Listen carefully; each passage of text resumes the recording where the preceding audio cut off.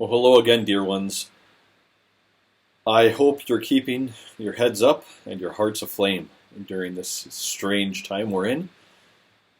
We've been praying for you, Father Justin and I. We had a very, very good conversation today, trying to figure out where we're going and what things we can do for you. And I've gotten a lot of very encouraging messages from a lot of you, and I really thank you for that. It's an encouragement for me to know that so many of you are continuing to struggle forward, and that you're finding benefit in some of the materials we're sending you. So thank you for that, and thank you for your prayers. This is a heavy time, especially for priests. It's a heavy time for us. We know it's a heavy time for you as well. So we're praying for you. Please continue to pray for us. I wanted to talk a little bit today about this very odd thing that happened in the liturgy on Sunday, and that's something that happens every time we do the liturgy. The priest turns around. In this case, on Sunday, it was Father Justin. He turns around right before the reciting and praying of the Creed, and he says, "Christ is in our midst," and everyone responds, "He is and ever shall be." And of course, this past Sunday, he said it to a camera. He said it to a camera. It's a weird feeling. It's a really strange feeling to look out and see a camera and say to a camera, "Christ is in our midst." And the reality is Father Justin mentioned on Sunday, this stinks. This stinks. We can still say at the same time, this stinks, but how can we benefit from it? We should look at everything that way. That's how we have to look at this situation. But at the same time, we need to be honest about this. And being honest, we can say, this stinks. This isn't fun. It's not fun for us. We don't like it. It's not ideal. Obviously, we would rather have you here with us. Obviously. There's no question about that. It'd be much better to have you here with us. It's what we want. It's what our heart's desire is, and it's what we're looking forward to. Hopefully this will end soon, but we're very much looking forward to having you here with us again. So, as much as we're trying to be positive, don't think that we're happy about this. We're not. We want you here with us. However, having said that, as I said, we have to find the benefit in this. In the worst of situations, saints were made. Saints were made because they took bad situations and didn't sit there and lie to themselves or others about it and say, no, really deep down this is good. They just said, what can I do with this? And they utilized it to their benefit. You've heard me say it again and again. I always do these videos in front of my icon corners here. I'm in my office. You can't find a saint on this wall who didn't struggle greatly, who didn't have great challenges, and utilize them to his or her benefits. So, this stinks. This is terrible. This is not fun for us. This is not a good situation. It's not ideal. So how can we use the brokenness of this situation to actually become a balm for us, to heal the brokenness inside of our own hearts? That's the brokenness we should really worry about. If we're worried more about the situation than we are about our own hearts and our heart's brokenness and our lack of good repentance, then our mindset on this is completely off. We need to fix that. So make sure you come to church prepared, and we prepare ourselves by fixing this. We can't fix the situation. The government's not going to listen to me. The hierarchs aren't going to listen to me. The attorneys and the lawyers who are looking at things in a legal way aren't going to listen to me. All I can do is be with Christ and make sure that I continually invite Christ into my heart to heal it. So these words, Christ is in our midst, have they lost meaning because we aren't all physically together? Of course not. Christ is in our midst. When we gather together in prayer, Christ is in our midst. And so I want to tell you this great story from two of the modern saints of the Church that illustrates this so well. It has to do with Saint Sophronia of Essex and Saint Porphyrios. These are two of the greatest saints of our age. We are so blessed, dear ones. We're so blessed to have such incredible saints in our own lifetimes. And we have so many great writings from them and great stories from them. Well, Saint Sophronie knew about Saint Porphyrios. He'd heard about him, and he wanted to meet him. And so he sent him a letter once, and he described his desire to meet with him. And he said, tell me when it would be good for me to fly down to Greece and to meet with you in person, because I've heard many things about you. I want to meet you in person.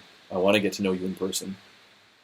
St. Porphyrios wrote back, and he said, This sounds like a lot of trouble. You're going to raise money to find a flight and do all this traveling, all so that we can meet each other in person when there's an easier way. Let's not go to all this trouble. On this day, at this time, we'll both pray. We'll do our prayer rules, we'll pray the Jesus prayer, and we'll meet mystically. And when we meet mystically, that will take care of this in a way that we don't have to deal with all these inconveniences and all this difficulty of travel and money and cost and all these different things, the exhaustion that comes along with it. We'll just meet mystically. And so St. Sophronia agreed. And in the stories that I've read about this, I have yet to find where St. Sophronia describes the experience. I haven't found anything where he goes into detail about what happened. What we do know is that he never again felt a need to meet St. Porphyrius in person. Somehow, some way, they met. We know that St. Porphyrius had the ability to travel many miles of distance, to be in two places at once. I mean, the bonds of space and time didn't apply to him because Christ dwelt inside of him. I'm sure St. Sophronia was the same way. So somehow they met, and it satisfied every bit of St. Sophronia's desires. So, what does this mean for us? Christ is with us as well. When we enter the liturgy, whether we're here or not, the bonds and boundaries of space and time are broken. They're absolutely broken. You see in Western architecture, you see with Roman Catholic and Protestant parishes, this big steeple. And the steeple presents this image of man reaching up to God, yearning to touch God.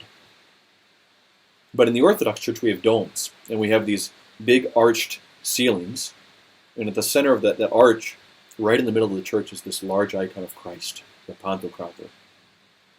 Christ, the ruler of all. This is a very different image. Instead of man reaching up to God, it's God bending the heavens and coming down to us. In the liturgy, heaven and earth crash together. They absolutely crash together. When the liturgy is being done, there is nothing more significant happening in the entire world. It doesn't matter what's happening with economics. It doesn't matter if natural disasters are occurring, if terrorists are striking. It doesn't matter if warring nations are finding peace. There is nothing more significant than the Divine Liturgy when heaven breaks through and comes down to earth. And of course, in heaven, the boundaries of space and time are completely destroyed and broken apart. So when Father Justin turned around and looked at a camera and said, "Christ is in our midst," he meant it. It was true. There's one modern, very holy figure of the church who says that when we say those words as priests and bishops, we should say them with conviction, almost trying to convince you that it's true. Christ is in our midst. Because he really is. And does that break through even through cameras and computers? Absolutely. Absolutely. This is why when Father Justin and I turn around and we see a camera, we feel you. We sense you here with us. I told that story in another video of Elder Cleopa, who was a shepherd at his time in the monastery, and he complained to his abbot. He said, "I really miss going to the service. I have to be out with the sheep. I'm watching over this flock as they feed. I'm sitting there with my prayer book and my books, but I want to be in the services." And his abbot said, "Don't you understand that when I sense the church, I see you? I can physically see you because I know that you're spending your time well. That's what proves it to me. God allows me to see you as if you're in church. Spiritually, you are in church." Now, does that mean that physically it doesn't matter if we're in church or not? Of course not. Of course. This stinks. We would rather have you physically in church. That's the ideal. But this is an unideal situation. And so we have unideal solutions. However, the solutions are still solutions. They're the best solutions we have right now. And the boundaries of space and time are broken, and Christ really is in our midst, and he unites us. He binds us together, even when we're physically separated. This is a mystical union that we're seeking, and it's a mystical union that Christ allows for us. It's one other thing it means. It means that we're never apart from Christ. The hymns about the Nativity tell us that, even this is even within the Eucharist service, that when Christ was within the womb of the Virgin Mary, and when he became man and walked this earth, he was never absent from heaven. Even while he was walking this earth, he was still completely present in heaven, and he's present everywhere. So Christ is in our midst, not only during the Divine Liturgy, not only when we gather together for prayer, but at all times. At all times, he's in our midst. He's here with us, which means he's here with you now. That should have significant implications for our own spiritual lives. When we're ready to fall into sin, we should remind ourselves, Christ sees me right now. Many of you have heard me tell the story of this fool for Christ at a monastery that I met, who, when you look at him, all you see is somebody whose brain has never developed past the age of 6 or 7. He'd hold his spoon when he ate with a big fist. He'd sit there and eat his soup, and he'd smile this big toothless smile. But one of the novices at this monastery told me about him once and said, one day, all I did was have a thought, just a single negative thought. And this old man, who seemed so crazy, seemed so gone, seemed so lost, he immediately put down his spoon and looked at me and said, be careful. God is always listening. And then he went right back to eating his soup. God is always with us. God is always listening. If God is right there with you right now, how do you want to show him you're living? How do you want to live? What kind of life will he bless if he's with you right now? If Christ is there looking at you now. And many of you have heard me talk about this with prayer. With prayer, we should remind ourselves, before we say a single word, we should remind ourselves, Christ is right here with me. And he's actively listening to every single syllable that comes out of my mouth. Christ is right there with you. If he's right there with you, and you're struggling right now with this situation, which we all are, how do you want that struggle to look to him? How do you want to be living right now? What life do you want to offer to Christ? Your spiritual life isn't gone because of this. It's changed. It's changed in a way that's not very fun. And it's not ideal. However, we can utilize it the best we can. It can point out some empty spaces, some holes in our spiritual lives, and it can really be an encouragement for us if we use it properly. If Christ is looking at you right now, what life do you want to offer to him? What thoughts do you want to offer to him? This, dear ones, is how we have to look at this. Christ isn't departed from you. Christ is there with you. And we need to make sure that everything we do, everything we speak, everything we seek, and everything that goes on in here and in here is being offered to him as a living sacrifice. No one can harm the man who does not harm himself.